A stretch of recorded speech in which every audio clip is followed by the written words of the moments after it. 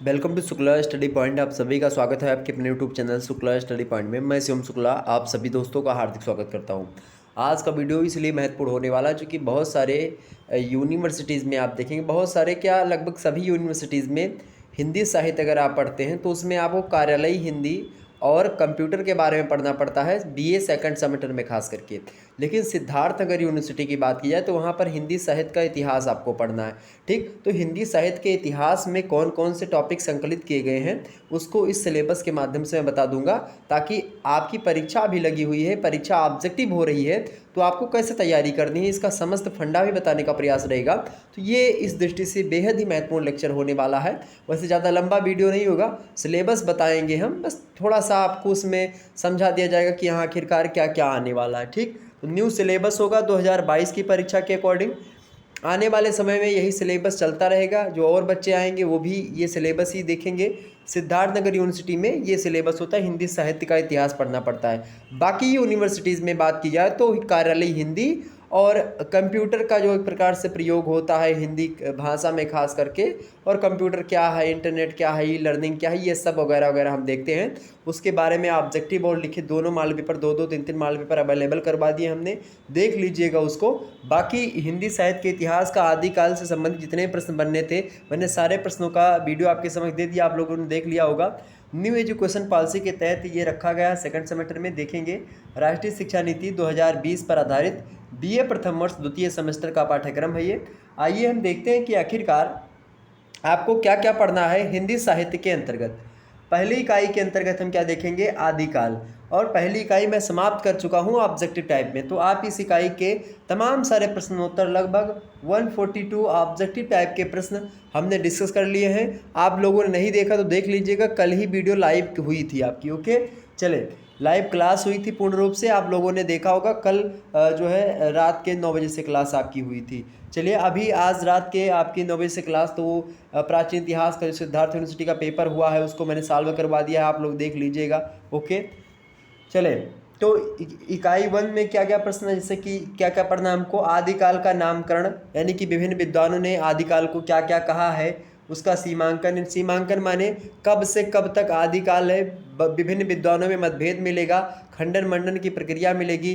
कुछ विद्वान आदिकाल को वीरगाथा काल बोलेंगे, इसे रामचंद्र शुक्ला जी ही बोलते हैं। हजारी प्रसाद द्विवेदी उसको आदिकाल कहते हैं। इसी प्रकार से सिद्ध सामंत काल कोई बोलता है, कोई चारण काल बोलता है। इसी प्रकार से आप देखेंगे कि तमाम सारे विद्वान अलग अलग प्रकार के जो है कोई तो इसको कला जो है, आप देखिएगा आदिकाल के अलावा भी बहुत सारे नाम इसके जो है निकल करके आते हैं हमारे समक्ष। हम चर्चा करते रहेंगे और हमने ऑब्जेक्टिव टाइप के प्रश्नों में विस्तार से समझा भी दिया है।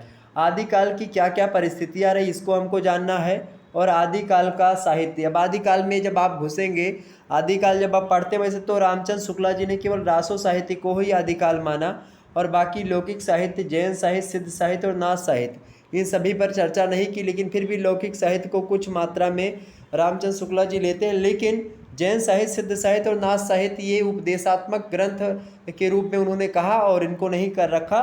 लेकिन आप देखेंगे जब आदिकाल हिंदी साहित्य का चल रहा था उसी समय जैन साहित्य, सिद्ध साहित्य और नाथ साहित्य, ये साहित्य भी इसी में चल रहे थे। जब रासो साहित्य चल रहा था तो जैन, सिद्ध और नाथ, ये साहित्य यानी कि कुछ जैन परंपरा वाले जिन्होंने साहित्य लिखा, कुछ सिद्ध साहित्य यानी सिद्धों ने लिखा, कुछ नाथों ने लिखा। नवनाथ फेमस हैं आप देखिएगा, और जो सिद्ध में आप देखिएगा, जो सिद्ध हैं उनमें आप देखेंगे 84 जो है वैष्णव की वार्ता आप लोगों ने सुना होगा, एक रचना भी है। तो इस प्रकार से चीज़ें आप 184 एक प्रकार सिद्ध कवि हैं। ओके, और लौकिक साहित्य में से ढोला, मारूरू, दूहा आपको मैंने कल ही बताया। तो ये सब लौकिक साहित्य यानी कि जो ऐसे काव्य जो कि लोक भाषा में लिखे जाते हैं उनको लौकिक साहित्य या लौकिक काव्य कहते थे। जो रासो परंपरा में लिखे जा रहे थे रासो साहित्य, जो नाथ लिख रहे थे उसको नाथ साहित्य, जो सिद्ध लोग लिख रहे थे उसको सिद्ध साहित्य, जो जैन धर्म के लोग लिख रहे थे वो जैन साहित्य हो गया। तो इस प्रकार से इस प्रकार के साहित्य लिखे जा रहे थे। उनमें रामचंद्र शुक्ला जी ने रासो साहित्य को विशेष स्थान देते हुए इस काल को वीरगाथा काल कहा, और लगभग 12 रचनाओं को हमारे समक्ष रखा। हिंदी साहित्य का इतिहास रामचंद्र शुक्ला जी का इस दृष्टि से बेहद ही महत्वपूर्ण है। अगर आपको पढ़ना तो रामचंद्र शुक्ला जी का हिंदी साहित्य का इतिहास, अगर हिंदी साहित्य से आगे आपको कुछ करना है तो डॉक्टर नगेंद्र की हिंदी साहित्य का इतिहास, इसके अलावा रामचंद्र शुक्ला जी की तो सबसे पहले आपको लेकर के पढ़ लेना है। क्योंकि वो एक प्रकार से आधार ग्रंथ मान सकते हो हिंदी साहित्य का। ओके, ये बात ध्यान रखिएगा। तो इसके बारे में तो ऑलरेडी मैंने डिस्कस कर लिया है, तो यही सब हमको पढ़ना है। इनसे ऑब्जेक्टिव टाइप के प्रश्न बनते थे, वही हमको देखना है। इसके अलावा जो भी कालखंड हम देखेंगे, खास करके जब हम हिंदी साहित्य का इतिहास पढ़ रहे हैं या किसी भी साहित्य का इतिहास पढ़ते हैं, तो उसकी प्रमुख प्रवृत्तियाँ जो उसमें काल होती हैं, जैसे कि यहाँ पर आदिकाल की प्रवृत्ति माने होता है विशेषताएँ, कैरेक्टरिस्टिक्स। ओके, तो कैरेक्टरिस्टिक्स ऑफ आदिकाल, यानी हम आदिकाल की विशेषताओं को देखेंगे। अब विशेषताओं को तो कल मैंने आपको बता ही दिया था, जैसे कि इनमें आप देखिएगा तमाम प्रकार की विशेषताएं होती हैं। अब विशेषताओं को लेकर के ऑलरेडी आपको मैं बता दूं कि बीए फर्स्ट सेमेस्टर में जो छात्र हमारे यहाँ पर चाहते हैं कि हिंदी साहित्य का इतिहास पढ़ें, तो बीए फर्स्ट सेमेस्टर में एक महासंग्राम वीडियो है मेरी, बीए फर्स्ट सेमेस्टर की महासंग्राम वीडियो रिवीजन क्लास 2022, उसको आप एक बार देख लीजिएगा। उसमें मैंने हिंदी साहित्य के इतिहास के हर एक कालखंड पर चर्चा करी है, तो आपको वहाँ से काफ़ी बेनिफिट मिलेगा और बहुत ज़्यादा जानकारी मिलेगी। उसमें हर एक जो है काल के महत्वपूर्ण कवि और उनकी रचनाओं के बारे में बताया गया है, जहाँ से ही ऑब्जेक्टिव टाइप के प्रश्न आपकी परीक्षा में आएंगे। ओके, पेपर होगा, पेपर मेरे पास सेंड करिएगा, मैं उसको सॉल्व करवाने का भी प्रयास करूँगा और देखिएगा और भी चीज़ें जो होंगी आप बताने का प्रयास करेंगे। बाकी तो आदिकाल की प्रवृत्तियों में तमाम सारी प्रवृत्तियाँ आती हैं, जैसे कि युद्धों का सजीव चित्रण होता था। ये कवि ऐसे थे जो कि राज्य के आश्रित में रहते थे, राजा के यहीं पर रहते थे। राजा लोग जैसे कि ये उन्हीं के लिए कविताएं लिखते थे, उनकी प्रशंसा करते थे, अतिशयोक्तिपूर्ण प्रशंसा होती थी। कहते नहीं कि एक का मारे दुई गिर जावे, तीसरा खूब खाए मर जाए, और मारो मारो भुजा उखारो अब ना राखो देर लगाए, रिम झिम भाला बरसे वह मैदानन के बीच मझाए, हाथ पटक दे भुइमा तो नौ मन माटी ले उठाए। इस प्रकार से आप लोगों ने बहुत सुना होगा, गांव वगैरह में आल्हा आप लोगों ने सुना होगा। इस प्रकार से आप देखेंगे कि धै दो डोला समर खेत में जे जीते ते ले उठाए। और इसी प्रकार से आप देखो, दांत उखाड़े भंवरा नल कहते दिल्ली में करे द्वार एक चार। भंवरा नल एक हाथी था, मलखान ने उसका दांत उखाड़ा था, और कहा जाता है कि जब मलखान गए भंवरा नल के पास, जो है पृथ्वीराज की जो है लड़की थी, उनसे शादी करने के लिए, परमालिक के लड़के थे शायद, एक उनका नाम था ब्रह्मा, उनकी शादी के लिए जाते हैं।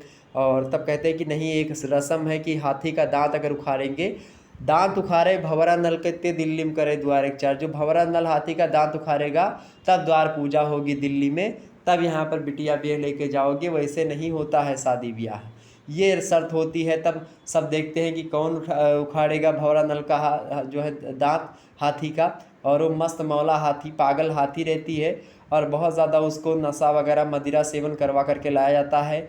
मलखान जाते हैं, कहते हैं अच्छा, सभी लोग मलखान के साथ देखते हैं। मलखान द्वापर भीम केर अवतार, मलखान जो था ये भीम का अवतार माना जाता है। द्वापर में भीमसेन को जानते होंगे आप लोग, युधिष्ठिर के भाई थे। ओके, और आप देखिएगा कि वो आते हैं तो पहले वो हाथी उनको मारती है, गिरते हैं, फिर पीठ के बल हो जाते हैं।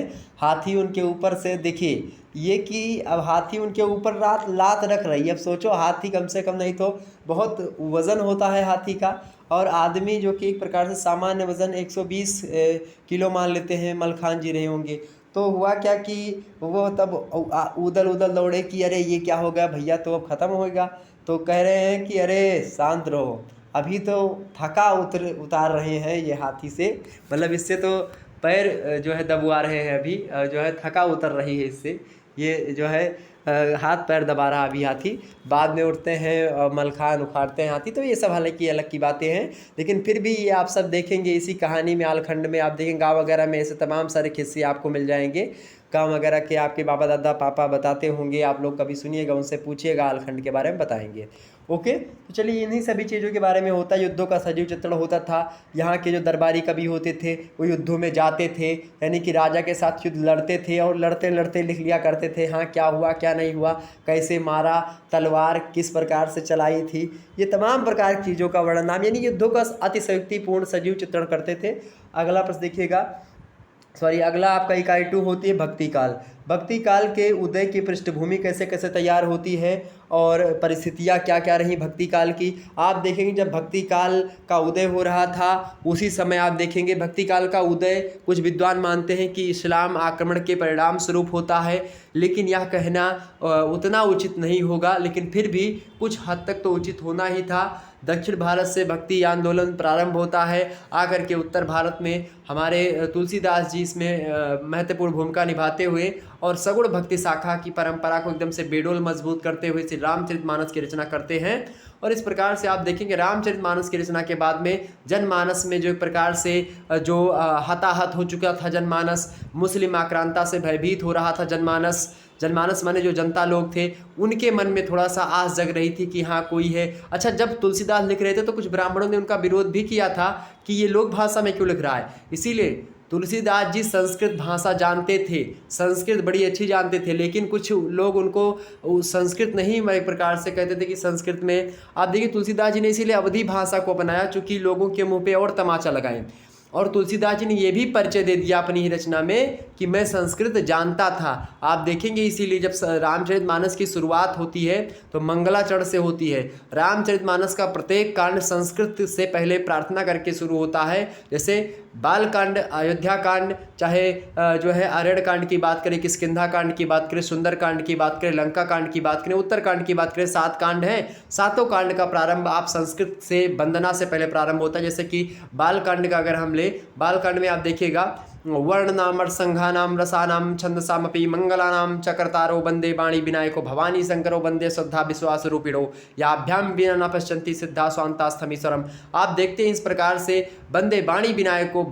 तुलसीदास जी सबसे पहले भगवान जो है गणेश की और माता सरस्वती की प्रार्थना करते हैं कि जो है जय जय जय हे भगवती सुर भारत तो चरणों पर मामा नाद तत्व में जय बागीश्वर शरणम ते गच्छामा। ये तो आप लोगों ने, ये तो मैंने वैसे बता दी, तुलसीदास जी की ये रचना नहीं है, लेकिन फिर भी तो ये देखिए पहले महाराज तुलसीदास जी ने पहले श्री गणेश करने के लिए भगवान गणेश की आराधना करी, हिंदू धर्म को एक प्रकार से सामने रख करके, और कहा किसी भी रचना को लिखने से पहले भगवान का ध्यान, भगवान श्री गणेश का ध्यान करना और माता सरस्वती जो कि विद्या की देवी, उनका ध्यान करना परम आवश्यक है। इसीलिए मैं कहता हूँ जब भी आप पढ़ने बैठो तो क्या करके बैठो मेरे प्यारे दोस्तों, जब भी आप पढ़ने बैठो माता सरस्वती का ध्यान करके पहले आप हाथ पैर मुँह धो करके आप पढ़ने बैठो, भगवान गणेश का ध्यान और माता सरस्वती का ध्यान करके पढ़ने बैठेंगे, दिमाग हमेशा आपका केंद्रित रहेगा और आप अच्छे तरीके से पढ़ सकेंगे। ओके, ये बात ध्यान रखिएगा। आप चाहे तो सुंदरकांड का आप देखिए, सुंदरकांड का कितना अच्छा श्लोक है, मुझे तो सारा याद ही, सुंदरकांड हमारे यहाँ पे होता भी है। सुंदरकांड को का नाम सुंदरकांड इसलिए पड़ा, आप देखिएगा शांतम शाश्वत अप्रमेय मनघम निर्वाण शांतिपदम ब्रह्म शंभु फणीन्द्र सेव मनिषम वेदांत वेदयम विभुम रामाख्यम जगदीश्वरम सुरगुरुम माया मनुष्यम हरिम वंदे अहम करुणाकरम रघुवरम भूपाल चूड़ामणिम नान्य स्पृहा रघुपते हृदय स्वदीय सत्यम वदामि चा भवान खिलांतरात्मा भक्तियम प्रेक्षक पुंगवादिर्भरा में कामादि दोष रहितम कुरुमानसम चा अतुलित बलधामम हेम शैलाभदेहम दनुजवन किसानुम ज्ञानी नामाग्रगण्यम सकल गुणधानम बानराणाम धीशम रघुपति प्रिय भक्तम वात जातम नमामि। इस प्रकार से सकल गुण निधानम, सभी गुणों में निधान, सकल गुण निधानम, ज्ञानी नाम अग्रगण्यम, ज्ञानियों में सबसे जो है अग्र गिनती होने वाली जिन महापुरुष हनुमान जी का मैं ध्यान करता हूँ, भगवान श्री राम उनके परम जो है स्वामी हैं, उनके भक्त से बड़ा भगवान को दर्शाने का प्रयास महाराज तुलसीदास जी करते हैं। यही नहीं, आप देखेंगे कुछ लोग कहते हैं हिंदी साहित्य के आलोचक की तुलसीदास केवल सगुण उपासक कवि हैं। मैं तो डंके की चोट पर कहता हूँ कि तुलसीदास जी न केवल सगुण उपासक हैं, वो निर्गुण को भी समन्वय, यानी सगुण और निर्गुण का समन्वयात्मक एक प्रकार से जो प्रतिद्वंद्व चल रहा था सगुण और निर्गुण का, उसको खत्म करने का प्रयास, जो जातिवाद चल रहा था उसको खत्म करने का प्रयास, जो धर्मवाद चल रहा था उसको खत्म करने का प्रयास, जो अछूतोद्धार का काम आप देखें तुलसीदास ने किया। जो लोग तुलसीदास पर ये आज आरोप लगाते हैं कि तुलसीदास एक प्रकार से जातिवादी कवि थे, यानी किस चौपाई से ढोल गंवार शूद्र प्रश्नारी सकल ताड़ना के अधिकारी इस बात से पता लगाते हैं, उनको मैं समझा देना चाहता हूं इस वीडियो के माध्यम से कि ढोल गंवार शूद्र प्रश्नारी सकल ताड़ना के अधिकारी ये तुलसीदास जी के किसी महानायक ने नहीं कहा है। और जब भी कोई कवि किसी महाकाव्य की सर्जना करता है तो उसमें जो नायक होता है, यानी जो महानायक होता है, जो हीरो होता है, उसके कही गई बातों को वो नायक की, वो कवि की बातें यानी नायक की कही गई बातें कवि की बातें होती हैं। तो कवि भगवान श्री राम ने माता सबरी उनके यहाँ पर गए, उनकी जूठी बैर खाई। आप सोचो वो किस जाति की थी, किस धर्म की थी, उन्होंने देखा नहीं देखा। वो एक अछूत जाति से थी सबरी, लेकिन उनकी बैर खाई। तो भगवान राम का प्रतिनिधित्व करते हैं महाराज तुलसीदास, ना कि समुद्र का करते हैं। और समुद्र निकलता है, समुद्र कहता है कि मैं पापी हूँ, हे प्रभु ढोल गंवार शूद्र पसनारी, ये सब ताड़न के अधिकारी, ये सब एक प्रकार से दंड के पात्र हैं। दंड के पात्र मतलब मेरे कहने का मतलब है जो जिस विधि से, यानी कि ढोल को अगर आप बजाओगे नहीं, उसकी देखभाल नहीं करोगे, इसको पीटोगे नहीं, उसको सही तरीके से सही स्थान पर नहीं मारोगे तो अच्छी नहीं बजेगी। ढोल के लिए मारना यहाँ पर ताड़ने का तात्पर्य आया है। गंवार, गंवार के लिए भी आप देखिएगा उसकी देखभाल करें, उसको सही तरीके से उचित इन्वायरमेंट दे। इसके अलावा ढोल गंवार, शूद्र, शूद्र के लिए ये नहीं कहा गया कि शूद्र को मारें, शूद्र को दंडित करें, ये भी मैं खंडन करता हूँ। यहाँ पर शूद्रों की देखभाल की जाए, क्योंकि वे बेचारे खेती करते हैं और खेतों में भीड़े रहते हैं, तो वो एक प्रकार से जो ज्ञान होता है वो नहीं जान पाते हैं, पढ़ाई लिखाई नहीं करते हैं, तो इसलिए उनका ध्यान रखा जाए, उनकी देखभाल की जाए ताकि वो कोई गलत कर्म ना कर सकें। और जब कोई गलत कर्म करे तो दंड का भी प्रावधान किया गया है। तो इस प्रकार से चाहे वो कोई भी जाति का हो, ऐसा नहीं कि केवल शूद्रों के लिए बोला गया है। इसके अलावा ढोल गंवार शूद्र, पशु, पशुओं को मारने की बात, अबे भैंस को डिलाए लाग तो का करबू, वो का देखबो खड़ा हुई के, भैंस अगर भगने लगे उसको देखोगे नहीं, एक सोंटा लोगे और चाहे थोड़े से डरवाने के लिए पीठ पटकोगे, चाहे एक डंडा थोड़ा सा मार ही दोगे तो वो शांत हो जाएगी। ये होता है कंट्रोल करने का। तो इस प्रकार से उन्होंने तो अलग अलग चीज़ों के लिए, अलग अलग चीज़ों के लिए ताड़ना का प्रयोग, ताड़ना का अर्थ होता है पशु, नारी। अब नारी पर सबसे, नारी जाति के स्त्री विमर्श का आजकल बहुत चल रहा है। तो नारी लोग कह रहे कि तुलसीदास तो नारी विरोधी कवि हैं। अरे मैं कैसे मालूम नारी विरोधी कवि हैं तुलसीदास जी? नारी विरोधी कवि होते तो आप देखिए कि भगवान राम जो है माता सीता के लिए जो है वन में भटक करके जाकर के इतना रोते और जाकर के लंका से जीत करके लाते। माता सीता को जो है एक बार कहने पर जंगल भेजते और अपना खुद जो है एक प्रकार से, आप सोचो नारी विरोधी होते तो क्या उनकी प्रतिमा बनवा करके पूजा करवाते, या तमाम प्रकार की ऐसी बातें हैं जो कि वो नहीं करते। हालांकि इस पर मैं चर्चा करूँगा, तुलसीदास जी पर चर्चा करें तो लगभग बीत जाएगी सदियों और ख़त्म नहीं होगा। तुलसीदास जी का व्यक्तित्व इतना महान है। चले, सगुण और दोनों, सगुण और निर्गुण भक्ति धारा चलती रहती हैं। इसी समय मुस्लिम आक्रांता, तो तमाम प्रकार की परिस्थितियां हैं जो भक्ति काल को अपने आप में मतलब भक्ति काल के उदय के कारण के स्वरूप में हमारे समक्ष आती हैं। वैसे तुलसीदास की अगर हम बात करें तो मात्र एक कवि तुलसीदास पूरे के पूरे यूरोपीय साहित्य के बराबर है। माँ तुलसीदास जी की एक रचना रामचरितमानस को रख दिया जाए, बाकी यूरोप की समस्त कंट्रीज़ के पुस्तकों को रखा जाए तो इसके समक्ष फीकी पड़ेंगी। ये मैं प्रबल दावे के साथ बोल रहा हूँ। जो लॉर्ड मैकाले ने बोला था कि पूरे इंडियन साहित्य को मिला लें और यूरोप की किसी लाइब्रेरी में घुस जाओ, कोई पुस्तक उठा लो, उसके बराबर है। मैं आज कहता हूँ तुलसीदास जी की रचना अगर आप पढ़ लें, चाहे वो काव्य शैली की दृष्टि से, काव्य शास्त्र की दृष्टि से, अलंकार, रस, छंद, तमाम प्रकार की दृष्टि से, या फिर काव्य वैविध्य की दृष्टि से देखें तो हर प्रकार के विविधता मौजूद है उसमें। ओके, और आप देखिएगा समन्वय मतलब जो है निर्गुण और सगुण, जब दो परंपराएं भक्ति में बढ़ रही थी उस समय तुलसीदास जी ने दोनों को एकात्मक करते हुए कहा कि आनंद रहित सकल रस भोगी, बिन बानी बक्ता बड़ जोगी। यानी भगवान ऐसे हैं। भगवान की परिभाषा, भगवान कौन है? तुलसीदास जी इसकी परिभाषा देते हुए कहते हैं कि बिन पग चलय सुनय बिन काना, यानी कि जो बिना पग के चलते हैं, बिना कानों के सुनते हैं। आनंद रहित सकल रस भोगी, यानी आनंद माने मोह, जिसके पास मोह नहीं है, लेकिन सकल माने सब, रस के भोगी यानी समस्त दुनिया के तमाम प्रकार के रस जो हैं, जो भोजन के रस हैं या फिर तमाम प्रकार की दुनिया के सेवन करने के पदार्थ हैं, उनका सेवन करते हैं। आनंद रहित सकल रस भोगी, बिन बानी बक्ता बड़ जोगी, और बिना बाणी के वो बहुत बड़े जो है एक प्रकार से वक्ता हैं, बिना जिह्वा के बहुत बड़े वो एक प्रकार से वक्ता हैं। तो इस प्रकार से भगवान का स्वरूप बताते हुए तुलसीदास जी कहते हैं अगुण ही सगुण ही, दोनों को मिलाने का प्रयास। आइए हम आगे बढ़ते हैं। हालांकि कबीरदास, मलिक मोहम्मद जायसी की बात करें और इसके अलावा आप देखिएगा मलिक मोहम्मद जायसी, कबीरदास, सूरदास, तुलसीदास, ये चार महानायक हुए जो कि हिंदी साहित्य के जगत में भक्ति काल को स्वर्ण युग की एक प्रकार से आभा दिखलाते। तो हिंदी साहित्य का स्वर्ण युग कहा जाता है भक्ति काल को इसीलिए। भक्तिकालीन साहित्य का वर्गीकरण आप देखते होंगे दो भागों में होता है। सबसे पहले एक निर्गुण भक्ति शाखा पहले आती है और सगुण भक्ति शाखा उसके बाद में आती है। निर्गुण भक्ति शाखा में दो परंपरा आप देखिएगा। पहली परंपरा कौन सी है? पहली परंपरा है आपकी भाई तुलसीदास कबीरदास वाली, कौन सी है? ज्ञानासरई। और मलिक मोहम्मद जैसी वाली कौन सी है? प्रेमासरई। ओके। सगुण भक्ति शाखा में दो शाखाएं आप देखिएगा, एक तो कृष्ण भक्ति शाखा पहले आती है, सूरदास और अष्टावे कवि वल्लभाचार्य हो गए, इसके अलावा विट्ठलनाथ हो गए। इसके अलावा आप देखिएगा सगुण भक्ति शाखा में दूसरी शाखा राम भक्ति शाखा आप देखिए, तुलसीदास जी सबसे महानायक कवि हुए हैं उसके। इस प्रकार से आप लोगों ने इसके वर्गीकरण को देखा। इसी प्रकार से निर्गुण सगुण काव्य धाराओं में जैसे ज्ञानासरई, प्रेमासरई, कृष्णसरई और रामासरई, कृष्णासरई को कृष्ण भक्ति शाखा, रामासरई को राम भक्ति शाखा, ओके, ये सब कहा जाता है, ये बात ध्यान रखिएगा। ओके, तो इस प्रकार से ये चीज़ें हो गई और इन सभी का परिचय हमको देखना है एवं इन सभी की प्रवृत्तियाँ, ज्ञानासरई की क्या प्रवृत्तियाँ रही है, प्रेमासरई की, कृष्णा भक्ति शाखा की, राम भक्ति शाखा की, सब क्या प्रवृत्तियाँ विशेषताएं रही हैं और भक्ति साहित्य और लोक जागरण उस समय किस प्रकार से हो रहा था, इन सभी पर हमको चर्चा करनी है। तो ये सब आपका हो गया। भक्ति काल एक प्रकार से समूचे हिंदी साहित्य में आप देखिएगा एक प्रकार से हर एक क्षेत्र में कार्य करने वाला है और तमाम प्रकार के, चाहे काव्य दृष्टि से देखा जाए और चाहे सामाजिक विसंगतियों को दूर करने का प्रयास हो, हर मामले में भक्ति काल नंबर 1 पर, मेरे हिसाब से नंबर 1 पर। और भक्ति काल में सबसे नंबर 1 पर कभी अगर मैं किसी को मानता हूं तो महाराज तुलसीदास को मानता हूं। ये बात आप ध्यान रखिएगा। मैं ये नहीं मानता कि वो ब्राह्मण थे या क्या थे, डोंट मैटर, वो समन्वयवादी थे, वो हर जाति धर्म को एक प्रकार से आगे बढ़ाते थे। आप देखेंगे कि वो ऐसे राम की कल्पना करते हैं महाराज तुलसीदास कि विभीषण जो कि दुश्मन है, जब वो आता है मेरे प्यारे दोस्तों, बड़े ध्यान से समझने का प्रयास करिएगा, आगे चल कर के आपको काम आएगा।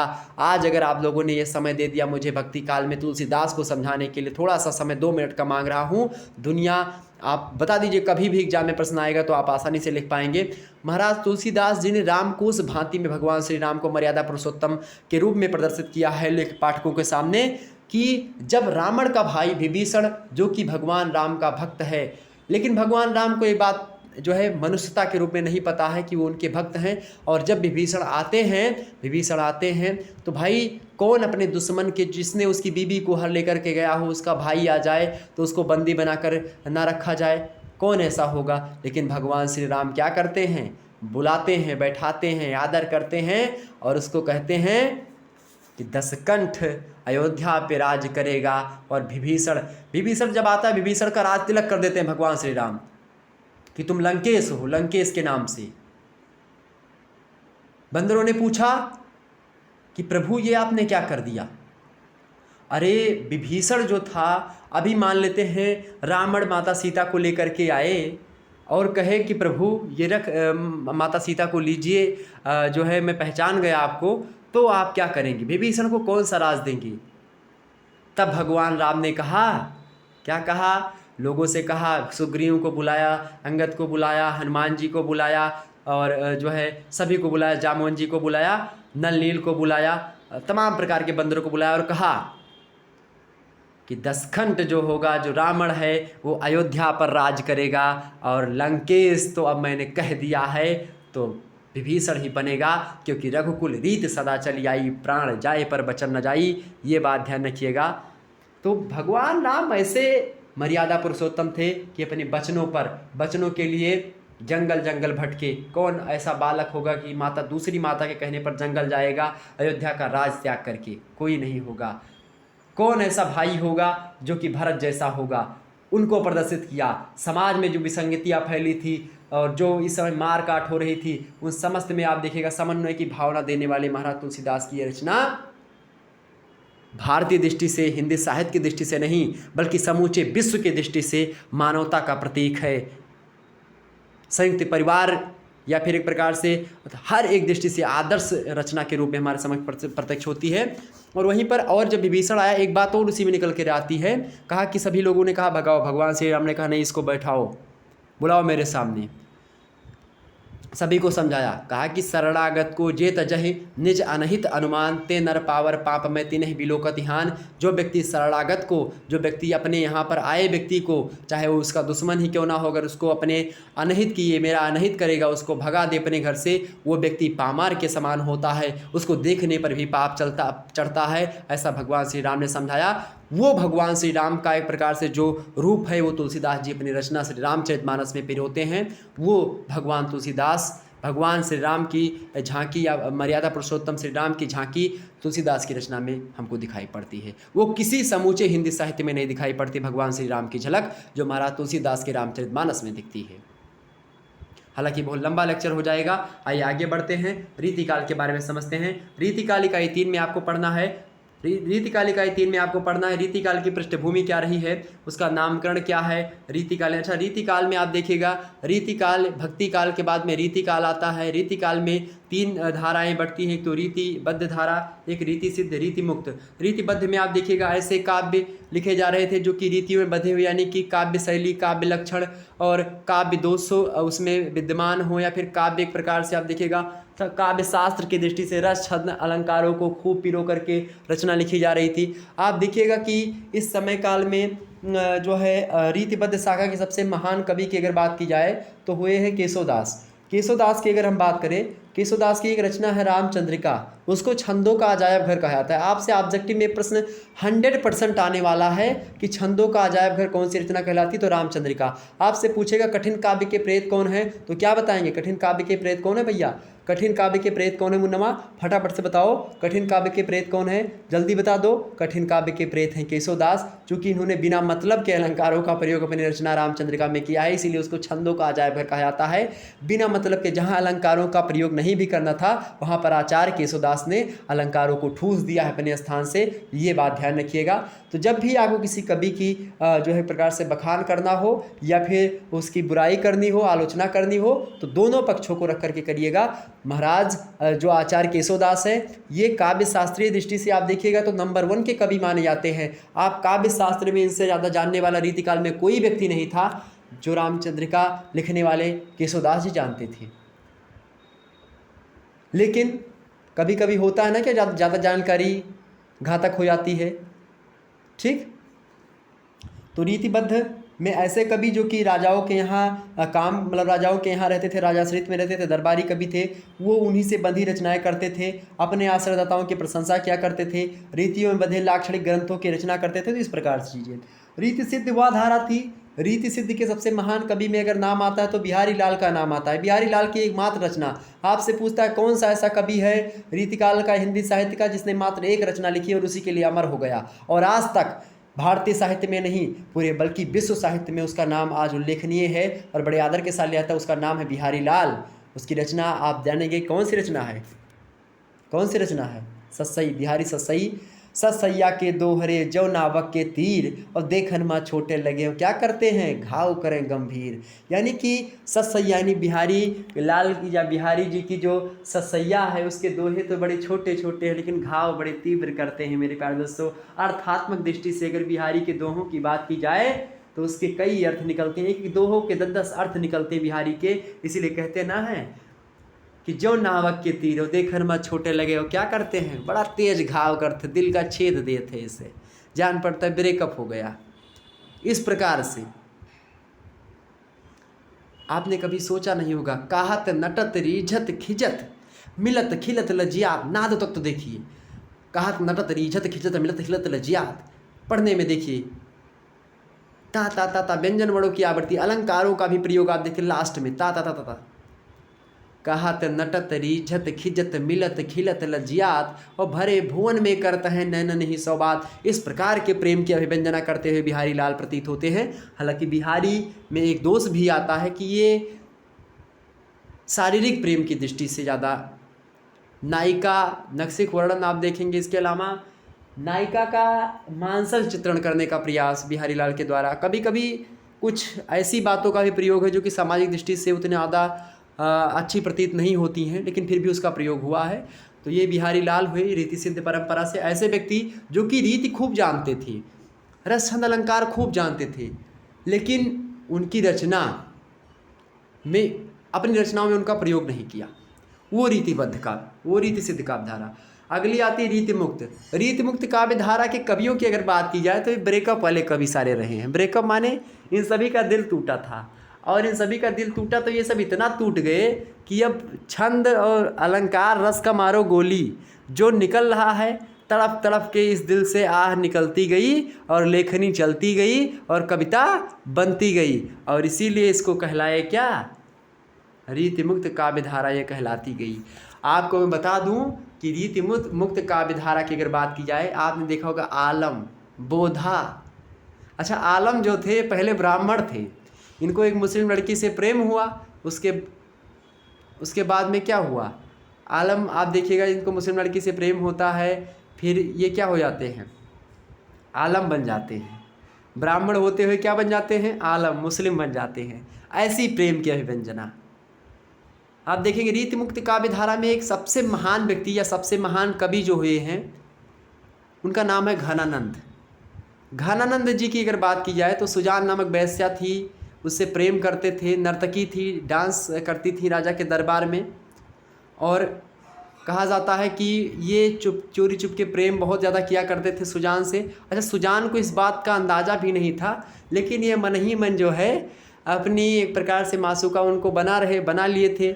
अब घनानंद जी की अगर बात करें हम, तो ये एक दिन क्या हुआ कि कुछ ऐसी अनबन हुई, बातचीत हुआ, तो राजा जयसिंह से, मतलब जयसिंह थे या कुछ एक राजा थे, उनका नाम मुझे ध्यान नहीं आ रहा इस समय, उनसे थोड़ा सा अनबन हुई। कहा कि कहे कि अच्छा चलो, जब दरबार से उनका निकल, मतलब ये आया कि दरबार से अब निकल जाएंगे, घनानंद नहीं रहेंगे दरबार में। उन्होंने सुजान का हाथ पकड़ा, हे सुजान चलना साथ। तो सुजान ने कहा, अरे सर कहाँ क्या बात कर रहे हैं, कहाँ चलूँ, कैसे चलूँ, क्या व्हाट हैपेंड। तो उन्होंने कहा, हैं what happened, you know that you will say. इस प्रकार से कुछ अंग्रेजी में नहीं बोला होगा, हिंदी में बोला होगा। अच्छा, जो रीतिकाल के कवि हैं वो वियोग में भी जो है लिखते हैं, संयोग में भी लिखते हैं, और नाना प्रकार के जो आचरण होते हैं सभी में लिखने का प्रयास। तो घनानंद उसी समय से क्या हुआ, उनका हाथ तुरंत जो सुजान ने छुड़ाया, कहा आप जाइए। तो कहा कि मैं तुमसे प्रेम करता हूँ, मुझसे आपने कभी कहा था कि आपने कुछ मुझसे प्रेम करते हो? कहा नहीं कहा था, तो जाइए। अच्छा, और उसी क्षण, अच्छा देखिए, आज के लोग तो झगड़ा कर लेते हैं, गाली गलौज करने लगते हैं, और घनानंद जी को देखिए, कहा अच्छा ठीक है, अगर आपकी खुशी इसी में है तो मैं जा रहा हूँ।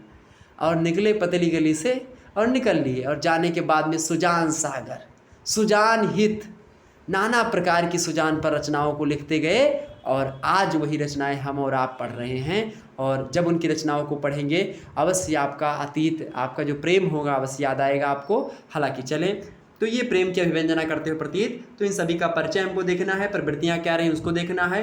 और इसके बाद में भूषण जो है ये वीर रस के कवि माने जाते हैं। रीतिकाल में आप देखिएगा वीर रसात्मक कविता जो लिखी है भूषण ने लिखी है, ओके, ये बात है। तो इसके रीतिकाल के बारे में चर्चा करनी है हमको। उसके बाद में आता है आपका चौथी इकाई आधुनिक काल। आधुनिक काल की अगर हम बात करें मेरे प्यारे दोस्तों, आधुनिक काल में देखिए, आधुनिकता से अभिप्राय, आधुनिक काल की पृष्ठभूमि देखना है, आधुनिकता क्या मतलब होता है आधुनिक से। और रीतिकाल के बाद में आधुनिक काल ही आता है। आधुनिक काल में बहुत सारे आप देखिएगा, जैसे आधुनिक काल में छायावाद हो गया, और इसके अलावा आधुनिक काल में तो काव्य की अगर बात करी तो काव्य में आप देखिए भारतेंदु युग होता है, 1850 से प्रारंभ होता है, 1900 तक, 1900 से आप देखेंगे 1920 तक जो है द्विवेदी युग के बाद में 1920 से आप देखिएगा 1937 तक छायावाद के बाद आप देखिएगा 1937 से कौन आएगा, 1937 से जल्दी ध्यान है प्रगतिवाद आएगा 1937 से 1943। 1943 में क्या होता है, प्रयोगवाद का प्रारंभ होता है। कैसे होता है, अज्ञे जी के द्वारा तार सप्तक का प्रकाशन 1943 में प्रकाशन होता है। तार सप्तक, प्रथम तार सप्तक एग्जाम पॉइंट ऑफ से मोस्ट इंपॉर्टेंट प्रश्न है, ध्यान रखिएगा, आ जाएगा, ओके, ये बात ध्यान रखिएगा। तो ये प्रश्न जरूर आएगा, तार सप्तकों का प्रकाशन कब हुआ, 1943 में हुआ, यहीं से किसी की शुरुआत होती है। प्रयोगवाद की समय सीमा पूछेगा, प्रगतिवाद की समय सीमा पूछे 37 से 43 से, और चलती है 54-55 के आसपास तक। उसके बाद में क्या होता है, नई कविता थोड़ा बहुत आने का प्रयास, उसके बाद में 78 कविता, ये सब आने प्रारंभ हो जाती है। इस प्रकार से काव्य भी चला जाता है आगे। और आप देखिएगा हिंदी नवजागरण एवं भारतेंदु युग इसी समय। अच्छा, हिंदी नवजागरण युग को ही भारतेंदु युग कहते हैं। भारतेंदु युगीन साहित्य की जो बहुआयामिता रही उसके बारे में, उसकी विशेषता देखना हमको। और भारतेंदु युग से ही गद्य का प्रारंभ हुआ था, इसीलिए आधुनिक काल को हिंदी साहित्य में आप देखिएगा तो गद्य काल के नाम से भी जाना था। आचार्य रामचंद्र शुक्ला जी ने आधुनिक काल को गद्य काल का हिंदी साहित्य का। और क्यों कहा? चूंकि गद्य का प्रारंभ यहीं से हो गया, नाटक लिखे जा रहे थे, एकांकी लिखे जा रहे थे इस समय। और धीरे धीरे चल करके आप देखिएगा जो है नुक्कड़ नाटक हो रहे थे, पत्र पत्रिकाओं का संपादन हो रहा था उसी समय। और आकर के अंतोगत्वा कहानियों का प्रारंभ जो है हो जाता है हिंदुमती कहानी से। ओके, किशोरीलाल गोस्वामी जी की प्रथम कहानी जो कि एक प्रकार से हिंदी में लिखी गई, आप देखेंगे। तो इस प्रकार से होता है हिंदी भाषा एवं साहित्य को आचार्य महावीर। अच्छा, द्विवेदी युग प्रारंभ होता है तो महावीर प्रसाद द्विवेदी जी के नाम पर ही द्विवेदी युग का प्रारंभ हुआ। आप देखिएगा, आपसे ऑब्जेक्टिव में प्रश्न पूछेगा कि द्विवेदी युग का नामकरण किस व्यक्ति के नाम पर हुआ है, तो आचार्य महावीर प्रसाद द्विवेदी जी के नाम पर हुआ है। ओके, ये बात ध्यान रखिएगा। 1903 ईस्वी में होता क्या है, ये घटना घटती है। 1903 ईस्वी में सरस्वती पत्रिका होती है, उसका संपादन करने का जो एक प्रकार से श्रेय होता है, उसके संपादक सरस्वती पत्रिका के कौन बन जाते हैं? महावीर प्रसाद द्विवेदी। अब जो रचनाएं छपती थी वो सरस्वती पत्रिका से छपती थी उस समय की। और ये रचनाएं जो होती थी इसको प्रकाशित करवाने के लिए लोग आते थे इनके यहाँ पर, तो ये कहते थे कि भाई ये क्या लिखे हो, और उसमें भाषा ही जो है एक प्रकार से कुछ डिफ़ॉल्ट होता था तो उसको वो सही करते थे महावीर प्रसाद द्विवेदी, उसके बाद में प्रकाशित करवाते थे। ये इनकी महानता। और इस प्रकार से भाषा का परिमार्जन जो हुआ हिंदी का मुख्य रूप से द्विवेदी युग में ही मुख्य रूप से होता है। और द्विवेदी युगीन साहित्य का परिचय देखना है हमको। इस समय मैथिली शरण गुप्त जैसे राष्ट्र कवि उभर करके सामने आए, जिन्होंने भारत भारती इसी रचना को लिखा, जो कि हिंदी पढ़ने पर लोग मजबूर हो गए। दक्षिण भारत के लोग हिंदी सीखने लगे भारत भारती को पढ़ने के लिए, इतना ज़्यादा हिंदी के प्रति जो है समर्पित होने लगे लोग भारत भारती को पढ़ करके। आप देखेंगे यशोधरा, साकेत जैसे महाकाव्य आने लगे। और जो हिंदी साहित्य में से यशोधरा पर कैकेयी का अनुताप, कैकेयी को लोग जो है विलन समझ रहे हैं। कैकेयी के अनुताप पे महावीर प्रसाद द्विवेदी जी के कहने पर आप देखिए कैकेयी का अनुताप लिखा किसने? द्विवेदी जी उनने लिखा, गुप्त जी ने लिखा। और गुप्त जी ने आप देखिएगा उर्मिला लिखा कि मुझे फूल मत मारो, मैं अबला बाला वियोगिनी, कुछ तो दया विचारो, मुझे फूल मत मारो। वो कहती हैं लक्ष्मण से कि आप मेरे यादों में आकर के मुझे फूल मत मारो, इस प्रकार से वियोग है उनका। उर्मिला पर ध्यान किसी कवि का गया नहीं था इससे पहले तक। उर्मिला का त्याग किसी को नहीं दिख रहा था, केवल लक्ष्मण का त्याग दिख रहा था कि लक्ष्मण भगवान श्री राम के साथ वन में चले गए। लेकिन माता उर्मिला जो घर में बैठी हैं, अपनी पति का त्याग, अपने सारे सुखों का भोग। एक स्त्री क्या चाहती कि अपने पति के पास रहे और घूमे टहले और इस प्रकार से अपने जो है जो सुख होता है जीवन का उसको ग्रहण करे। लेकिन उर्मिला जी को देखिए, वो उनके पति ने कहा कि मैं अपने भाई के साथ जाऊंगा, एक बार भी मना नहीं किया, लड़ना प्रारंभ नहीं किया आज की स्त्रियों के जैसा। और देखिए उस नारी को, वो आदर्श नारी के भांति आज की नारी कहीं देखने को मिलती है। वो त्याग, उस त्याग को आधुनिक समाज की नारियों को सिखाने के लिए मैथिली शरण गुप्ता ने महावीर प्रसाद द्विवेदी जी के परामर्श से ऐसे लोगों को काव्य का एक प्रकार से आधार बनाया जो छूट चुके थे, जिन पर कवियों का ध्यान ही नहीं गया। तो कहा नहीं जाता यही सी बात को लेकर के, जहाँ न पहुँचे कवि वहाँ पहुँचे जहाँ न पहुँचे रवि वहाँ पहुँचे कवि। ये सारी बातें आप अनभिज्ञ होंगे अभी तक, ये सारी बातें आपको पता होनी चाहिए। कैकेयी का अनुताप आप पढ़ेंगे तो लगेगा कैकेयी है, कैकेयी ने कितना त्याग किया। सबसे प्रेम करती थी, भरत से ज़्यादा प्रेम करती थी कैकेयी राम जी से। भगवान राम जब आते हैं वहाँ से लौट करके तो पहले अपनी माता कौशल्या जी से नहीं मिलते हैं, पहले जाते हैं माता कैकेयी के पास। ये एक प्रकार से जो परंपरा, तो इस प्रकार से गुप्ता जी ने लिखने का प्रयास। गुप्ता जी बड़े धार्मिक प्रवृत्ति के व्यक्ति थे। और इसी बात से आप देखिएगा तो जयशंकर प्रसाद जी छायावाद के नायकों में से एक है। और गुप्ता जी से यानी कि मैथिली शरण गुप्ता जी से और जयशंकर प्रसाद जी से आप देखिएगा दोनों लगभग एक ही वैश्य ही घराने के रहे हैं, वैश्य ही रहे दोनों लोग। लेकिन दोनों के विचारों में मतभेद रहा है। दोनों का आंकड़ा थोड़ा सा जो है 36 का टाइप का थोड़ा थोड़ा रहा है। और आप देखिएगा निराला जी की रचनाओं को तो महावीर प्रसाद द्विवेदी जी ने कभी कभी प्रकाशन करने से मना भी कर दिया था। निराला आधुनिक काल में आप देखिएगा वैसे छायावाद में है। आइए हम देखते हैं छायावाद के बारे में। तो ये होगा द्विवेदी युग। द्विवेदी युग में बहुत सारी रचनाएं लिखी गई और राष्ट्र कवि कहा जाता है मैथिली शरण गुप्त को। इसी समय आप देखिए राम नरेश त्रिपाठी जैसे कवि भी लिख रहे थे। और जैसे फूल की अभिलाषा, पुष्प की अभिलाषा देखेंगे कि चाह नहीं मैं सुर बाला के गहनों में गूथा जाऊं, चाह नहीं प्रेमी माला में बिंद प्यारी को ललचाऊं, चाह नहीं देवों के सिर पर चढ़ूं भाग पर इठलाऊं, मुझे तोड़ देना वो बरमाली, उस पथ पर तुम देना फेंक, मातृभूमि पर शीश चढ़ाने जिस पथ जाए वीर अनेक। इस प्रकार से रामनरेश त्रिपाठी जी की और रचनाएं आप देखिएगा। ऐसे इसी प्रकार तमाम प्रकार की रचनाएं आप देखिएगा कि मिलती हैं आपको द्विवेदी युग की। जैसे कि स्वदेश प्रेम वह पुण्य क्षेत्र है, अमल नसीम त्याग से विलसित, आत्मा के विकास से जिसमें मनुष्यता होती है विकसित। ये देश प्रेम पर स्वदेश प्रेम रचना उनकी, ये सब देश प्रेम पर रचनाएं हो रही थी। उस समय क्या था, अंग्रेजी शासन एक प्रकार से अपने चरम पर था, अंग्रेजी शासन का कड़ा विरोध। अब उस समय द्विवेदी युग में एक सबसे बड़ी चीज़ ये थी कि द्विवेदी युग की सबसे जटिलता या एक प्रकार से सबसे काव्य का आधार क्यों बना अतीत, अतीत का गौरवगान, अतीत के जो चीज़ें रही हैं, अतीत का पुनरुत्थानवाद। पुनरुत्थान मतलब समझ रहे हैं, जो पुरानी चीज़ें हैं उसको याद करके नए जो लोग हैं यानी अतीत से सीख करके वर्तमान को सुधारा जाए, इस परंपरा की कविताएं लिखी जा रही थी। अतीत का गौरवगान हो रहा था। क्यों हो रहा था? इसका कारण था कि कोई ऑप्शन नहीं था, कोई विकल्प नहीं था। लोग कभी कभी द्विवेदी युग पर प्रश्न चिन्ह खड़ा करते हैं आज के आलोचक कि द्विवेदी युग धार्मिक प्रवृत्ति का युग था, लेकिन ऐसा नहीं है। गुप्ता जी को लोग कहते हैं कि ये जो है एक प्रकार से जो पुरानी परंपरा है उसी का समर्थन करते हैं, रूढ़ियों पर एक प्रकार से जोर नहीं डालते हैं। तो हालांकि आप देखिएगा कि जब उस समय अपनी अतीत, अच्छा वर्तमान तो अच्छा था नहीं, तो अतीत को ही ध्यान रख करके उसको याद दिलवाया कि हाँ आपके राजा महाराजा ऐसे थे, आपके ऊपर अंग्रेजों ने इस प्रकार से शासन किया है, ऐसा कर रहे हैं, तो इनको कैसे यहाँ से खदेड़ना है वो सीखो, ये चीज़ थी। आगे बढ़ते छायावाद। छायावाद की अगर हम बात करें, सारी चीज़ आपके समझ में आ रही हैं? हिंदी साहित्य पढ़ने में मज़ा आ रहा है आपको? हिंदी साहित्य का इतिहास सही है। छायावाद की अगर हम बात करें, छायावाद की पृष्ठभूमि हमको पढ़ना है छायावाद के बारे में। भाई छायावाद का प्रारंभ कब से होता है?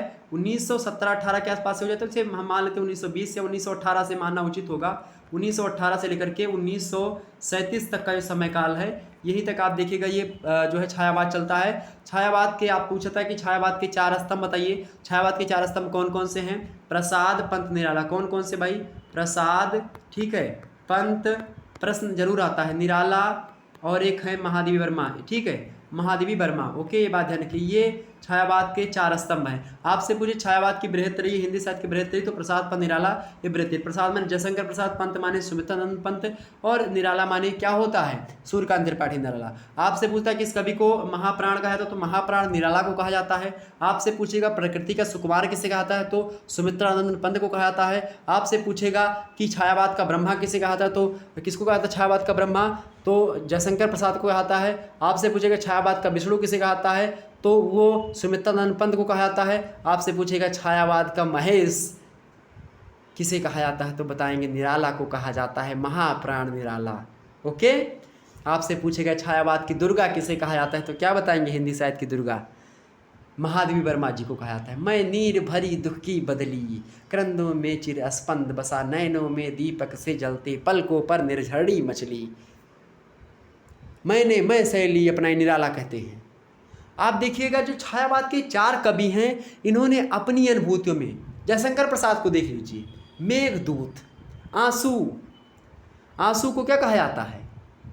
आंसू को क्या कहा, सॉरी मेघदूत गलत निकल गया। अच्छा, हिंदी साहित्य का मेघदूत कहा जाता है आंसू को, यही मैं बताने वाला था।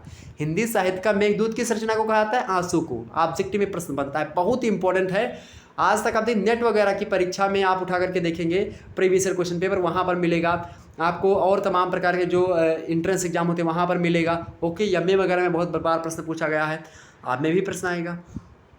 तो ये है आपका प्रसाद पंत। प्रसाद की आंसू रचना आप लोगों ने देखा होगा, विरह काव्य है एकदम से, और उनके खुद की जो आत्म चेतना है वो घायल हुई है कहीं ना कहीं पे। आत्म कष्ट है, जो वो आत्मा का कष्ट है, उनकी लेखनी के माध्यम से, उनकी कविताओं के माध्यम से हमारे समक्ष आता है, पाठकों को अधोदलित करता है वो चीज़।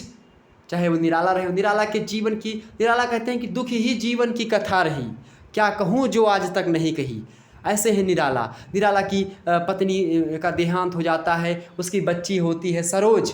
सरोज क्या होता है, सरोज भी धीरे धीरे क्या होती है, सरोज को भी जो है उसकी मृत्यु हो जाती है। उसी की याद में आप देखिएगा सरोज स्मृति रचना लिखते हैं निराला जी। देखिए, जिसकी पत्नी मर गई हो और अपनी पत्नी की झांकी को अपनी पुत्री में देख करके अपने जीवन को काट लेने का प्रयास करता है, लेकिन प्रभु ने उसकी पत्नी, उसकी बेटी को भी छीन लेता है। इस प्रकार से निराला के ऊपर क्या कष्ट बीता।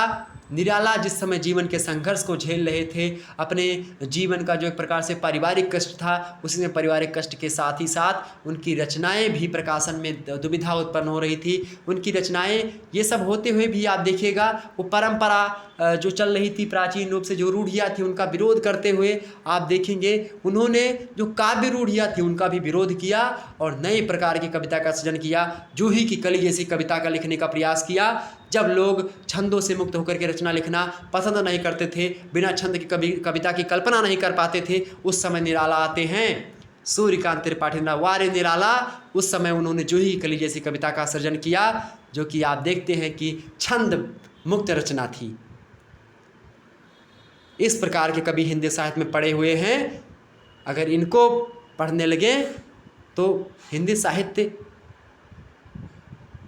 वाह रे वाह। तो ये है निराला। प्रसाद कामायनी जैसे महाकाव्य की रचना करने वाले जयशंकर प्रसाद सुगनी साहू परिवार में जन्मे, मात्र 47 साल जिंदा रहे जयशंकर प्रसाद। आप देखो उतने में ही कामायनी जैसा महाकाव्य लिखा। दूसरा रामचरितमानस कहा जाता है। ऑब्जेक्टिव में प्रश्न बनता है, दूसरा रामचरितमानस किसे कहा जाता है? बताएंगे क्या कहा जाता है, किसको कहा जाता है? दूसरा रामचरितमानस क्या है? कामायनी महाकाव्य। कामायनी महाकाव्य में देखिए, नील परिधान बीच सुकुमार, खुल रहा मृदुल अधुखुला अंग, खिले हो ज्यों बिजुली के फूल, मेघ बन बीच गुलाबी रंग। वो है कवि प्रसाद। कहते हैं कि श्रद्धा और मनु बैठे हुए हैं और नीले परिधान माने कपड़ा पहने हुए, नीला नीला कपड़ा पहने हुए श्रद्धा बैठी है और उसका कपड़ा थोड़ा सा फटा है। उसका अधुखुला अंग यानी कि उसका जो अंग है थोड़ा सा दिखाई पड़ता है। वो किस भांति प्रतीत होता है? यहाँ पर प्रकृति का मानवीकरण करने का प्रयास, मानवीकरण अलंकार का प्रयोग आप देखेंगे। यथा कथा आप हर जगह यत्र तत्र विद्यमान है छायावाद के कवियों में, प्रकृति का मानवीकरण। नील प्रधान भी सुकुमार, नीले कपड़ों में लिपटी हुई वो एक प्रकार से गुलाबी अंग की श्रद्धा को जब मनु देखता है तो कितना प्रसन्न होता है। मनु को क्या लगता है? ये खिले हों ज्यों बिजली के फूल, मेघ बन बीच गुलाबी रंग, यानी बिजली के फूल खिले हों। किसमें? मेघ बन बीच गुलाबी रंग, यानी गुलाबी रंग के बिजली के फूल काले काले मेघों के बीच में, उस नीले नीले आसमान बितान के बीच में जो दमदमाती हुई बिजली है, जो फूलों की भांति प्रतीत होती है, उसी प्रकार से श्रद्धा का जो तन है, जो श्रद्धा का बदन है, वो थोड़ा सा दिखाई पड़ता है मनु को और वो देखता है मनु। और इस प्रकार से उस स्थिति का वर्णन करते हुए अपनी लेखनी चलाते हैं जयशंकर प्रसाद और लिखते हैं। ये है छायावाद के कवियों का प्रभुत्व।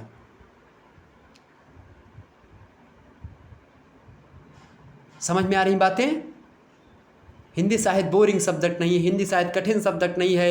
हिंदी साहित्य पढ़ते वक्त आपको आनंद, हिंदी साहित्य में डूबना पड़ता है, हिंदी साहित्य में एक प्रकार से घुसना पड़ता है, उसको जानना पड़ता है क्या हिंदी साहित्य?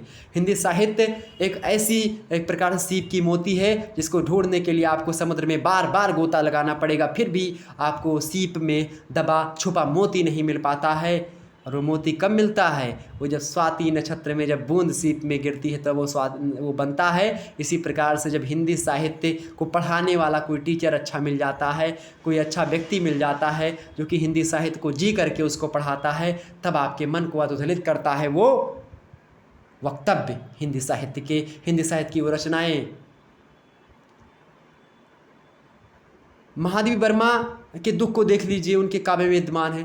तो कुल मिलाकर के कहा जा सकता है पंत की तो बात ही हमने नहीं करी।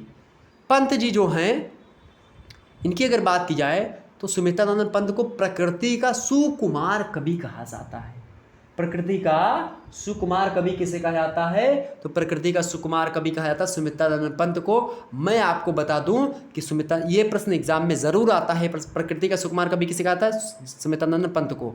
आप देखिएगा प्रकृति का जिस प्रकार से चित्रण सुमित्रानंद पंत करते हैं उस प्रकार से चित्रण करना दैट इज इम्पॉसिबल, और किसी कवि ने नहीं किया है। अद्वितीय झांकी प्रकृति की प्रस्तुत करते हैं। नौका विहार रचना देख लो इनकी, नौका विहार, नौका किस प्रकार से जा रही है, नौका विहार।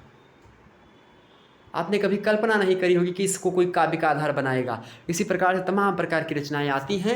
इस प्रकार से छायावाद होता है। तो छायावाद के बारे में देखेंगे, इसका नामकरण करते किस प्रकार से इसके साहित्य में घुसेंगे। नवजागरण एवं छायावाद के बारे में चर्चा करेंगे, प्रवृत्तियाँ देखेंगे, इसकी अवदान देखेंगे, छायावादी काव्य भाषा का प्रयोग हम देखेंगे। इस समय वैसे तो खड़ी बोली का जो है काव्य में प्रचलन हो रहा था। अच्छा, भारतेंदु युग की एक विशेषता है कि भारतेंदु युग में जो काव्य लिखा जा रहा था वो ब्रज भाषा में लिखा जा रहा था, और जो गद्य लिखा जा रहा था वो खड़ी बोली में लिखा जा रहा था। ओके, और इसको ख़त्म होता है आकर के द्विवेदी युग में, और द्विवेदी युग में भाषा का परिमार्जन होता है, उसका फुल प्रयोग जो होता है वो छायावाद में आकर के होता है। ओके, अगला प्रश्न आपके समक्ष है इकाई जो अगले इकाई है पांचवी इकाई, हम छायावादोत्तर काव्य पढ़ेंगे। छायावादोत्तर माने उत्तर माने होता है बाद में, छायावाद के बाद वाले काव्य। राष्ट्रीय सांस्कृतिक काव्यधारा का परिचय देखेंगे और प्रवृत्तियाँ। अब इस छायावादोत्तर काव्य में आप देखिए प्रगतिवाद 1937 से लेकर के 1943 तक चलता है प्रगतिवाद। ओके, इसमें आप रामधारी सिंह दिनकर वगैरह को देखेंगे। इसका नामकरण कैसे हुआ, परिचय देखेंगे, प्रगतिवाद का, प्रवृत्तियाँ देखें। अच्छा, दिनकर जी को कम ना समझिए आप, दिनकर जी को कम ना समझिए, रश्मि रथी पढ़ लीजिए एक बार दिनकर जी के बारे में। ओज के कवि कहे जाते हैं। आपसे पूछेगा ओज के कवि कौन है, दिनकर लगा दीजिएगा भैया। दूसरे राष्ट्रवादी कवि कहे जाते हैं दिनकर। ओके, दिनकर की रचनाएं, कहा दिनकर ने क्या, हा हा दुर्योधन बांध मुझे, मतलब इस प्रकार से कहते हैं कि रश्मि रथी कभी पढ़िएगा। रश्मि रथी में भगवान वहाँ पर जाते हैं दूत बन करके, भगवान श्री कृष्ण दुर्योधन के दरबार में, और कहते हैं कि मात्र 5 ग्राम मुझको दे दो, केवल 5 ग्राम रखो अपनी धरती तमाम, मैं वही खुशी से, मतलब हम वही खुशी से जो है खाएंगे, अर्जन पर असिना उठाएंगे, हम उसी खुशी में रह जाएंगे, अर्जन पर असिना उठाएंगे। दुर्योधन वह भी दे ना सका, जो है आशीष समाज की ले ना सका, और इसी प्रकार से आगे भी कुछ है, मुझे ध्यान नहीं आ पा रहा है। इस प्रकार से मैंने तो पढ़ा है रश्मि रथी अधिकतर चीज़ें। ओके, हाँ, इस प्रकार से होता है कि दुर्योधन वो भी दे ना सका, कहा कि रखो अपनी धरती तमाम, बस दे दो केवल 5 ग्राम। दुर्योधन जब ये नहीं मानता है तो भगवान ने कहा मेरा स्वरूप विकराल देख, इसमें जो स्वर्ग में पाताल। इस प्रकार से बड़ी अच्छी पंक्तियां हैं कि हा हा दुर्योधन बांध मुझे, और हर ने भीषण हुंकार किया। क्या हुआ, हर ने भीषण हुंकार किया, अपना स्वरूप विस्तार किया, डगमग डगमग दिग्गज डोले, भगवान कुपित होकर बोले हाँ हाँ दुर्योधन बांध मुझे, हाँ हाँ दुर्योधन बांध मुझे। मैं एक आपको सुनाना चाहूँगा, अगर आप लोगों को टाइम मिले तो यूट्यूब पर एक वीडियो अवेलेबल है आशुतोष राणा जी का। आशुतोष राणा जी ने, आप देखिएगा, सर्च करिएगा आशुतोष राणा रश्मि रथी, जो है रश्मि रथी, आप लिख दिए आशुतोष राणा रश्मि रथी, यूट्यूब पर सर्च करिएगा तो आपको वीडियो मिल जाएगा। उसको एक बार सुन लीजिएगा, मज़ा आ जाएगा, एक बार सुनिएगा ज़रूर। ओके, पेपर हो जाए सुन लीजिएगा एक बार। तो वो प्रगतिवाद नामकरण, प्रगतिवाद में आक्रोश की भावना। प्रगतिवाद जिस समय चल रहा था 1937 से 1943 का, वह दौर आंदोलन का दौर रहा है।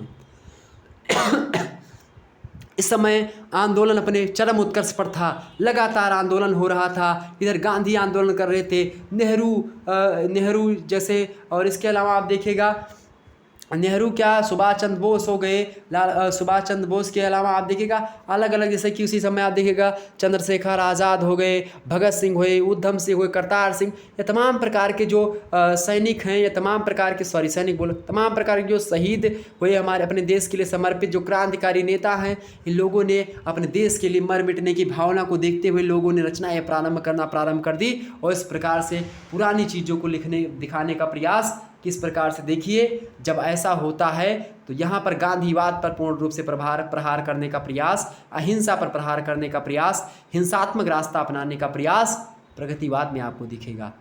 जहाँ छायावाद आप देखिएगा, यहीं पर आगे चल करके लोग मार्क्सिस्ट हो जाते हैं, मार्क्सवादी विचारधारा, वर्ग संघर्ष की विचारधारा अपना लेते हैं प्रयोगवाद में।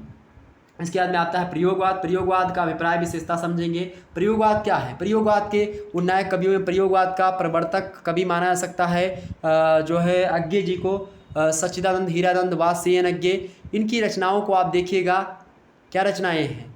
प्रेम पर भी रचनाएं, छंद मुक्त कवि कहे जाते हैं, छंदों का बिना ध्यान रखते हुए रचनाएं लिखी। ऐसा नहीं है कि इन्होंने छंदों का प्रयोग नहीं किया अपने रचनाओं में, कुछ रचनाओं में किया है, लेकिन महत्व तो नहीं दिया है उसको ज़्यादा। ओके। सामग्री का नैवेद्य दान इनकी रचना। इसके अलावा बहुत सारी रचनाएं इनकी है, जो है आंगन का पार द्वार हो गया, जो है बंजारा, जो है एक प्रकार से, और तमाम प्रकार की रचनाएं इनकी है जो कि बड़ी फेमस हैं आज्ञे जी की। और एक रचना और है कि मैं कब कहता हूँ कि जो है मैं कब कहता हूँ कि सम्मोहन का प्रेम सम्मोहनकारी हाला है, मैंने विदग्ध हो जान लिया, अंतिम रहस्य पहचान लिया, जो है यह प्रेम नहीं यज्ञ की ज्वाला। इस प्रकार से इनकी कुछ कविता मुझे ध्यान नहीं आ पा रही इस समय कि मैंने विदग्ध हो जान लिया, अंतिम रहस्य पहचान लिया, ये प्रेम यज्ञ की ज्वाला। यानी कि प्रेम जो है ये क्या है? मैंने आहुति बनकर देखा, यह प्रेम यज्ञ की ज्वाला। यानी कि प्रेम जो है आहुति के समान पवित्र है। जिस प्रेम का मानसल चित्रण हो रहा था रीतिकाल के कवियों के द्वारा, उसका यहाँ पर विरोध होता है, और यहाँ पर और छायावाद में भी उसका विरोध होता है। इस प्रकार चीज़ों का प्रयोग, और खास करके यहाँ पर मार्क्सवादी विचारधारा, मनोविश्लेषणवाद यहाँ पर आपको देखिएगा प्रयोगात में दिखाई पड़ता है। फिर उसके बाद नई कविता आती है, इसका परिचय हम देखेंगे, प्रवृत्तियाँ देखेंगे, और समकालीन कविता का वैविध्य विशेषताएं। समकालीन मतलब जो उसके बाद में सठोत्तरी कविता वगैरह आई, इसके बारे में, और आज तक जो कविताएँ चली आ रही इन सभी के बारे में हम समझने का प्रयास करेंगे। उसके बाद में आता है गद्य साहित्य। तो हम छठवीं का ही आपकी आएगी हिंदी गद्य का विकास। हिंदी गद्य के विकास में हमको क्या पढ़ना भाई? नाटक सबसे पहले। अच्छा, नाटक तो भारतेंदु युग से लिखे जा रहे थे। भारतीय युग में आप देखिएगा नाटक लिखे जाते, नाटकों का मंचन होता था, ऐसे नाटक लिखे जा रहे थे जो कि जिनका मंचन होता था, इस पर लोग नौटंकी आपने देखा है? नौटंकी से अलग होता था नाटक। नाटक होता था, एकांकी होती थी, तो ये एक प्रकार से रंगमंच पर होता था नाटक। उसके अंदर कहानी देखिएगा, कहानी का बड़ा भाग है उपन्यास। ओके, ये बात ध्यान रखिएगा। कहानी छोटी सी होती है जिसको हम 20 मिनट में पढ़ करके ख़त्म कर दें, वो कहानी है। और तमाम सारी कहानियों को अगर हम जो है मिला दें तो वो उपन्यास बन जाता है। एकांकी जो एक अंक का नाटक होता है उसी को एकांकी कहते हैं। निबंध बंधन मुक्त होकर के जब कोई लेखक अपनी लेखनी का प्रयोग करके किसी वस्तु को आधार बनाता है, किसी व्यक्ति को आधार बनाता है, किसी चीज़ को आधार बनाता है, किसी स्थान को आधार बना करके उस पर लिखता है बंधन मुक्त होकर के, तो वो काव्यगत शैली का प्रयोग करके वो निबंध होता है। जीवनी कभी अपनी मतलब कि लेखक जो होता है वो अपनी खुद लिखता है। ये सब गद्य विधाएँ हैं। जीवनी क्या होती है? जो लेखक अपनी खुद की लिखे, यानी कि जो है जब लेखक अपने खुद के जीवन के बारे में जो घटित घटनाएं हैं उन सभी घटनाओं के बारे में अपने द्वारा खुद लिखता है तो उसको जीवनी कहते हैं। संस्मरण वो होता है जो लेखक अपने जीवन की घटी ऐसी घटनाओं का जो है जिक्र करता है जो कि उसको याद रह जाती हैं, जो कि स्मरण रहती हैं उनको, रोचक तथ्य, रोचक घटनाएँ। इसके अलावा आत्मकथा। आत्मकथा क्या होती है? जीवनी मैंने गलत बता दिया। जीवनी जो होती है किसी दूसरे की, जैसे कि आप देखिएगा आवारा मसीहा। आवारा मसीहा जो है किसकी जीवनी है? शरद चंद्र चटर्जी की जीवनी है, लेकिन लिखा किसने? विष्णु प्रभाकर ने लिखा है। तो किसी दूसरे के जीवन के बारे में लिखना, उसके पूरे जीवन के बारे में, वो क्या कहलाती है? जीवनी कहलाती है। लेकिन आत्मकथा क्या होती है? जब व्यक्ति स्वयं के बारे में, जैसे शेखर एक जीवनी आज्ञे जी की है तो वो अपने खुद के बारे में लिखते हैं, तो वो आत्मकथा है।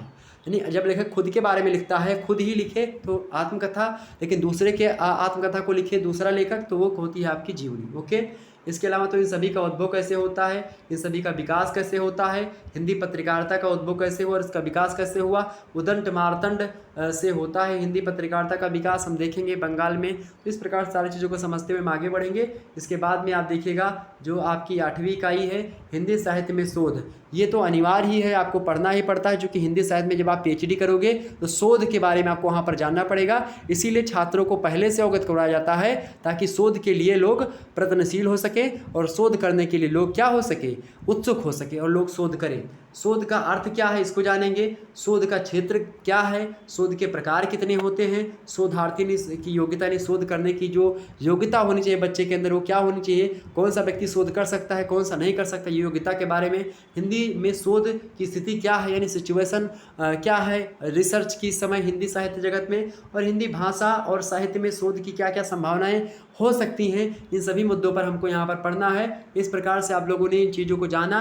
तो हिंदी साहित्य में शोध के बारे में चर्चा करेंगे, हिंदी गद्य का विकास, तो इन सभी को देखिए हिंदी गद्य और पद्य दोनों के बारे में यहाँ पर आपको समझना है। तो हिंदी साहित्य के इतिहास को इस प्रकार से ये सिलेबस है आपका, जो कि मैंने कह सुनाया, और इस प्रकार से आप लोगों ने इसको बड़े ही विस्तार से जानने का प्रयास किया, बड़े विस्तार से समझा, जो कि मेरे हिसाब से एक मोस्ट इंपॉर्टेंट चीज़ें थी जो कि मैंने आपको समझा दी। और निश्चित तौर पर ये लेक्चर अगर जिन लोगों ने देख लिया होगा उनके तो बहुत सारे प्रश्न ऑब्जेक्टिव के हो जाएंगे। और कुछ प्रश्न मैं आपको ऐसे बता दे रहा हूँ, इन सभी प्रश्नों को ध्यान रखिए। जैसे कि ये बात ध्यान रखिएगा, ओके। जैसे कि आप देखिएगा कि वात्सल्य सम्राट किसे कहते हैं? वात्सल्य रस वो रस होता है जो कि माता और छोटे पुत्र के बीच में, जैसे कि माता यशोदा और कृष्ण के बीच में जो प्रेम था उसको वात्सल्य कहा जाता था। तो वो प्रेम किसके बीच में जो है, ये मतलब बेटे माता के द्वारा अपने बच्चे को किया गया प्रेम वात्सल्य कहलाता है। तो वात्सल्य रस आप देखिएगा तो सूरदास की रचनाओं में बहुत मिलेगा। तो सूरसागर यानी सूरदास जी जो हैं ये वात्सल्य सम्राट कहे जाते हैं। वात्सल्य का कोना कोना झांक कर आए हैं कौन? सूरदास। ये बात ध्यान रखिएगा, ओके, ये बात ध्यान रखिएगा, ओके। और रूपकों का बादशाह किसे कहता है ये बताओ?